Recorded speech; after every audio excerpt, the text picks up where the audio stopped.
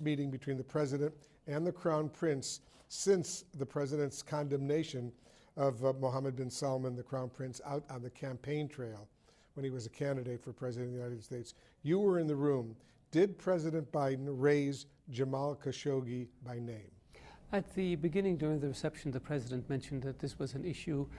He mentioned that he took Saudi Arabia's assurances at face value. His Royal Highness the Crown Prince explained to him that this was a tragedy for Saudi Arabia and that those who were responsible for it have been investigated and faced law and are now paying the price for the crime that was committed. And the conversation then moved on in terms of the official discussions. They discussed important issues in terms of revitalizing the relationship, in terms of energy security, in terms of renewable energy and the climate change, and moving forward in the future, the threat from Iran, in terms of counterterrorism, terror financing, in terms of the trade and investment relationship between the two countries, Yemen, the importance of stability and peace in the Middle East, technology, G5, G6, how the two countries can work in terms of exploration of outer space, and many, many other issues. So was it your impression, Minister, that President Biden accepted your explanation for the murder of Jamal Khashoggi?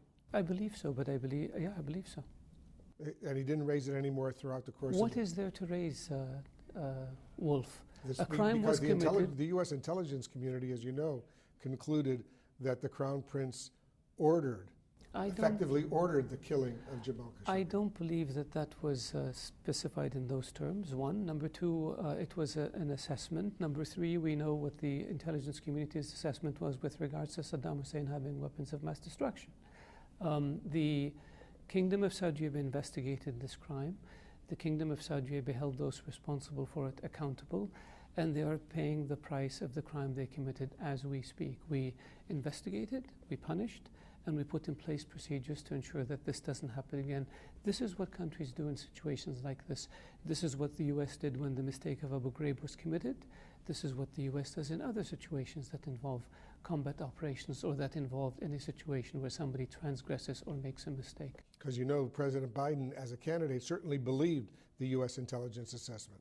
Wolf, you and I had a similar conversation with regards to what President Trump said when he was on the campaign trail. What happens, what people say on the campaign trail sometimes doesn't get reflected in terms of being in office, because they have access to more intelligence, they have access to a fuller and broader picture when they do these things. And I think the relationship between our two countries is a very strong, strategic, important relationship for both countries, and we want to make sure that we take it forward to a higher and broader and deeper level. You may have heard that in an interview, Khashoggi's former fiancée said she wants President Biden to ask the Crown Prince where Khashoggi's body is. Can the Crown Prince answer that question? I haven't seen her question, and I don't know that we know where the body is, and we have had an investigation, and we published the results of this investigation when the public prosecutor issues the charges against the defendants. As you know, human rights groups extensively have documented what they claim to be Saudi Arabia's ongoing jailing of dissidents, repression of basic women's rights, mass executions, and more. Will the Crown Prince make specific commitments to President Biden and to the U.S., indeed to the world, on addressing these basic human rights issues? We take issue with the charges that are leveled against Saudi Arabia. Anybody who is punished is subject to a court review, and the charges are brought by the prosecution. The courts look into it. The defendants have the right to appeal before a decision becomes final, just like in the United States. Unfortunately, many of the charges for which people are being punished are not reflected by those who cast aspersions on the Kingdom of Saudi Arabia and its legal system.